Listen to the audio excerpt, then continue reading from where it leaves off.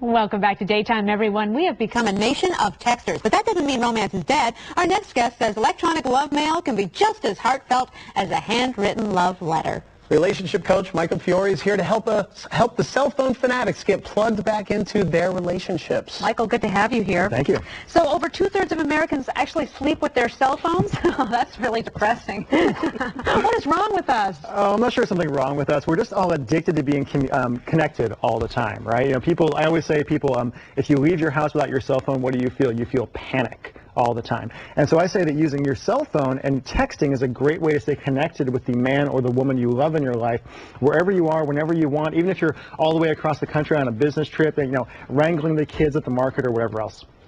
Now, we have a lot of singles in America, Yes, I understand. There was a survey taken, huh? No, there's a few, yeah. 44% of American adults are single. So that would probably attribute to it.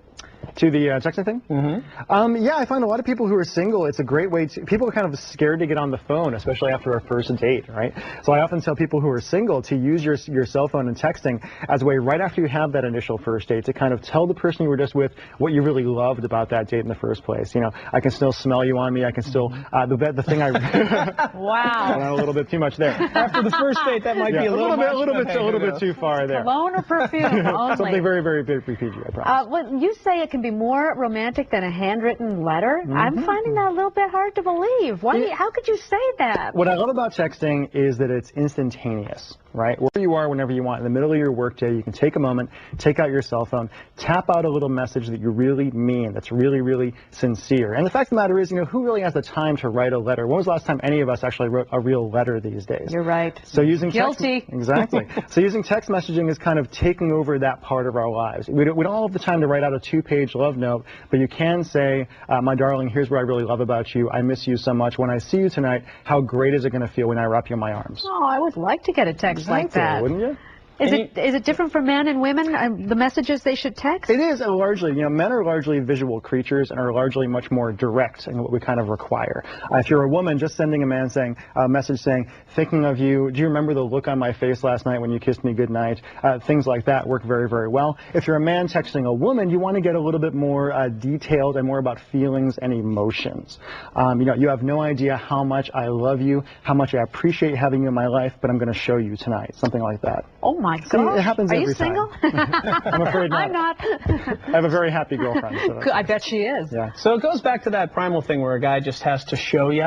Yeah. Is that kind of? And a guy, sometimes guys come to me and they say, Mike, I don't want to have to be the one who's running the romance all the time. I'm like, well, suck it up. It's kind of your job as a guy to be the one who is leading the way romantically in a relationship. And it's so powerful. People really don't tell each other how they really feel enough these days. I always say be unapologetically romantic with your partner. Forget trying to be cool, forget trying to impress people, just tell her that you love her, tell him that you love him, show them how you feel.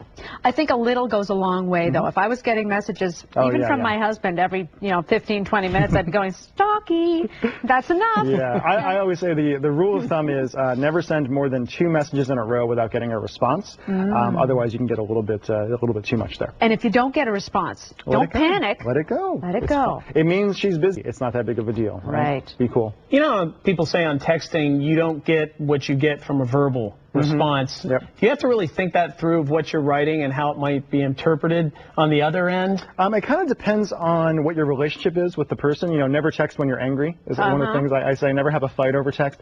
Things or in like all that. Capitals, right? All capitals. I have people that all the time. It's the entire way. Don't use a lot of see you later kind of thing.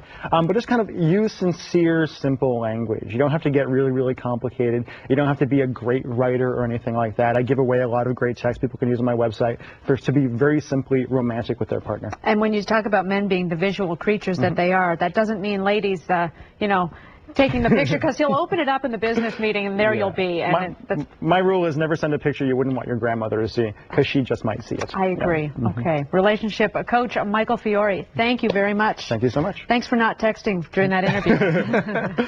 We'll be right back with more Daytime.